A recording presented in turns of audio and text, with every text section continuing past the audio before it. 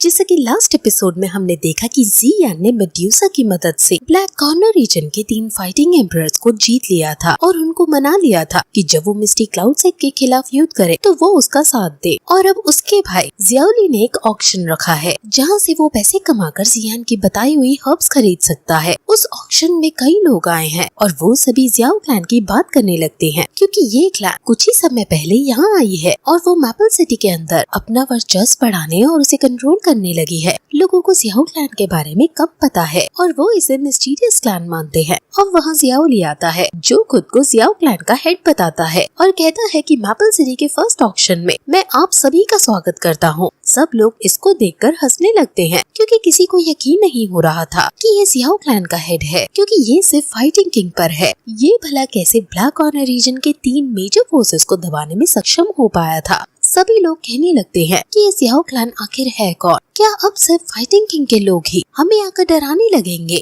लोग कहने लगते हैं कि तुम्हारा यहाँ पर कोई काम नहीं है और अगर सिर्फ तुम ही यहाँ हो तो हमें नहीं लगता कि इस ऑक्शन को रखने की कोई जरूरत है। जाओ यहाँ से। वहाँ गोल्ड एंड सिल्वर भी है जो कहते हैं कि जियाओ क्लैन के असली लीडर को बुलाओ। तुम कितना भी कुछ खेलो, हान फैंग की यहाँ एक अच्छी रेपुटेशन थी और अब तुम जैसा जूनियर आकर हम पर रूल करेगा तो हम ऐसे नहीं होने देंगे। इसलिए यहाँ से चुपचाप चले जाओ वरना अच्छा नहीं होगा। जियाओली को ये सब सुनकर बुरा लग रहा था क्योंकि सभी उसको यहाँ से जाने को कह रहे हैं। लेकिन तभी वहाँ जियान आ जाता है और कहता है कि जो तुम हमारा तिरस्कार कर रहे हो कहीं वो तुम पर ही उल्टा ना पड़ जाए। ये जियाओ क्लैन की फर्स्ट ऑक्शन है और मैं इसमें कोई रुकावट नहीं चाहता हूँ। गोल्ड एंड सिल्वर गुस्से में जियान से कहते हैं कि तुमने हमारे लीडर हान फैंग को मारा था और अब तुम्हारी इस रीजन में आने की हिम्मत कैसे हुई। सभी हैरान हो जाते हैं कि इस छोटे से लड़के ने हान फैंग जैसे वॉरियर को कैसे मार दिया। जियान कहता है कि हान फैंग को मारने के बाद ये सिटी नेचुरली मेरे अंडर आ गई है क्योंकि उसे मैंने मारा है। ब्लैक कॉर्नर रीजन हमेशा से वैसे लोग की जगह रही है जहाँ बड़े छोटों पर जुल्म ढाते हैं और एक दूसरे को मारकर गद्दी हासिल करते हैं। और जब अब मैंने ये चीज कर ली तो इसमें तुम्हें क्या समझ नहीं आ रहा है। गोल्ड एंड सिल्वर कहते हैं कि ये maple city black corner region की कैपिटल है और भले ही हमारा लीडर हान फैंग मर गया है लेकिन सबसे सीनियर होने के नाते उसके बाद मैपल सिटी के रूलर अब हम दोनों होंगे और हमारे पास इसका पूरा अधिकार है। इसलिए तुम यहाँ से चुपचाप अपनी आर्मी को लेकर चले जाओ वरना हमें क्रूएल होने का दोष मत देना।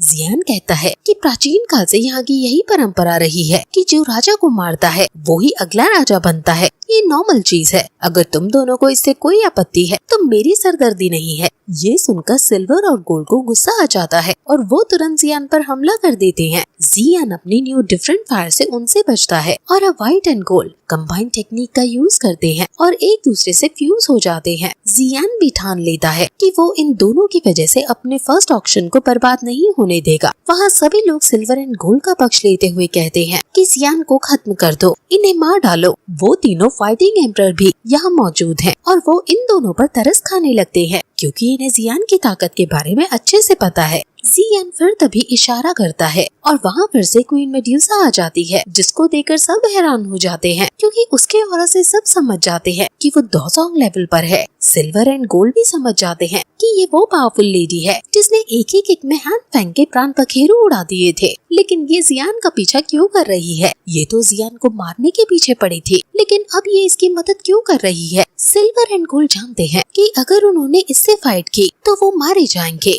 वहाँ एक आदमी खड़ा था जो सिल्वर एंड गोल्ड की चापलूसी करते हुए कहता है कि आपको ही यहाँ का रूलर बनना चाहिए। आप मुझे आदेश दो, मैं इस जियाओ क्लैन को आधे दिन में ही उखाड़ फेंकूंगा। ये सुनकर सिल्वर एंड गोल्ड उसी आदमी पर अटैक कर देते हैं और उसे दूर फेंक देते हैं और जियान के सामने आते हैं और उसको दिखाते हुए उस आदमी से कहते हैं कि क्या तुम मूर्ख हो। हान फैंग को मास्टर जियान ने मारा है तो अब यहाँ के राजा मास्टर जियान है। इनके पास इस सिटी को अपने अंदर में लेने का पूरा हक है। फिर वो जियान के आगे जाकर कहते हैं कि आप सही कह रहे हो, हमें बस थोड़ी मिसअंडरस्टैंडिंग हो गई थी, आप ही यहाँ के राजा हो। वहाँ सभी अपने हथियार छोड़ देते हैं क्योंकि जब सिल्वर एंड गोल्ड इसको नहीं हरा सकते तो भला और कोई कैसे जियान को हरा सकता है। जियान कहता है कि क्योंकि अब तुम्हें कोई आपत्ति नहीं तो हम इस ऑक्शन को कंटिन्यू कर सकते हैं और मैं चाहता हूँ कि आप दोनों भी इस ऑक्शन को अटेंड करें। वो हालांकि नहीं करना चाहते थे, लेकिन क्वीन मेड्यूसा को जब वो देखते हैं तो वो डरकर मान जाते हैं। ज़ियाओली अब ऑक्शन को स्टार्ट कर देता है और एलिक्सर्स वगैरह की बोली लगवाने लगता है। अब ज़ियान अकेले में क्वीन मेड्यूसा से मिलता है और कहता है कि मुझे लगता था कि तुम बस मेरी मदद इसलिए कर रही हो क्योंकि तुम्हें स्वेलिंग पाइथन से छुटकारा चाहिए, लेकिन मैंने नहीं सोचा था कभी कि तुम्हारे अंदर मेरे लिए कुछ फीलिंग्स है।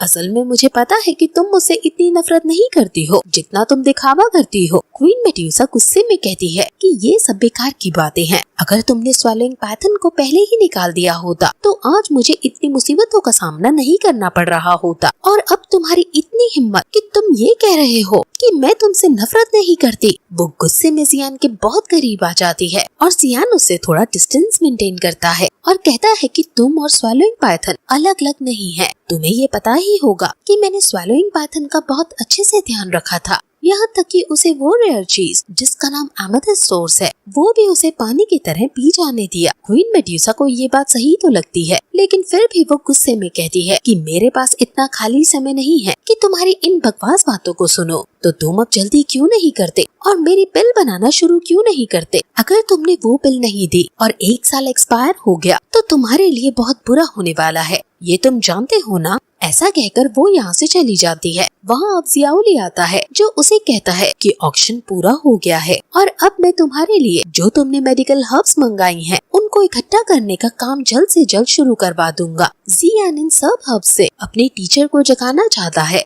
और फिर कुछ समय बाद उसे सारी हर्ब्स मिल जाती हैं और वो दूर पहाड़ियों में चला जाता है क्योंकि जब उसके टीचर जागेंगे तो बहुत ज्यादा शोर होगा और वो किसी को भी अपनी तरफ अट्रैक्ट नहीं करना चाहता है। इसलिए वो इतने गहरे पहाड़ में आया है जहाँ उसकी लाउड आवाज ब्लॉक हो जाए। अब वो काइलिन को बुलाता है और कहता है कि मुझे तुम्हारी मदद चाहिए। मैं एक पिल बनाने वाला हूँ, मुझे किसी भी तरह की कोई दिक्कत ना हो, तुम इसका ध्यान रखना। वो फिर अपने टीचर को याद करता है कि कैसे उसके टीचर उसे मिले थे और कैसे उन्होंने उसे ट्रेनिंग देना शुरू किया था और वो टीचर को जगाने का प्रोसेस स्टार्ट कर देता है और हर्ब्स को डालकर पिल बनाने लगता है। उसे पिल बनाते बनाते 2 महीने बीत जाते हैं और फाइनली वो अपनी रिंग को उसमें डाल देता है। वो बहुत ज्यादा कमजोर हो गया है क्योंकि 2 महीने से वो लगातार इसे बनाता जा रहा है। और वहाँ अब क्वीन मेड्यूसा आती है जो कहती है कि अगर तुम और ज्यादा लगातार इसमें लगे रहे तो तुम मुसीबत में आ जाओगे। ज़ियान कहता है कि क्या तुम्हें मेरी चिंता हो रही है? जिस पर क्वीन मेड्यूसा कहती है कि तुम्हें हर उस आदमी की चिंता है जो मेरे काम आने वाला है, क्योंकि अगर वो मर गया तो भला मेरे को रिसरेक्शन पिल कैसे मिलेगी?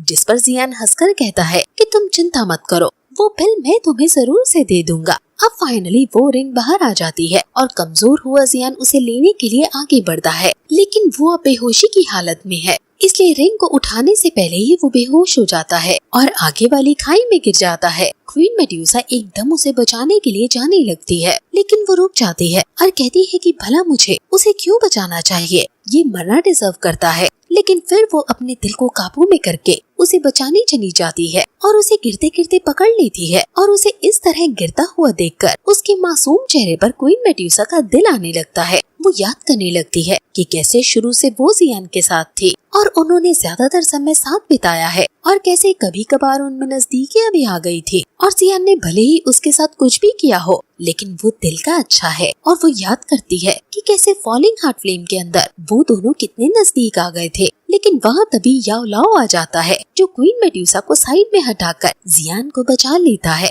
क्वीन मेड्यूसा कहती है कि तो तुम फिर से जिंदा हो ही गए। याओ लाओ कहता है कि तो तुम मेरे डिसाइपल की जान लेना चाहती हो, अगर ऐसा है तो पहले तुम्हें इसके बुढ़े गुरु से निपटना होगा। मैंने नहीं सोचा था कि तुम इतनी जल्दी स्वेलिंग पाइथन की सोल से मर्ज हो जाओगी। लगता है मैं इस बार काफी लंबा सो लिया। क्वीन मेड्यूसा कहती है कि इन 2 सालों में मेरी स्ट्रेंथ बहुत बढ़ गई है, सोल पावर भी स्ट्रॉन्ग हो गई है, तो अगर तुम मुझसे पंगा लेने की सोच रहे हो तो अंजाम बुरा होगा। तुम्हारे इस डिसाइपल ने पहले मुझे इंसल्ट किया और अब तुम इसे बचा सकते हो। याओ लाओ कहता है कि मेरे पास तुमसे बात करने का समय नहीं है, मुझे पहले इसको जगाना होगा। ज़ियान के जागने के बाद ही मैं तुम्हारा मैटर सेटल करूंगा। वो अब ज़ियान को हील करने लगता है और वहाँ क्वीन मेड्यूसा उसे देखने लगती है। अब ज़ियान की आँख खुल जाती है और वो अपने टीचर को देखकर बहुत खुश होता है और फिर ये एपिसोड यहीं खत्म हो जाता है।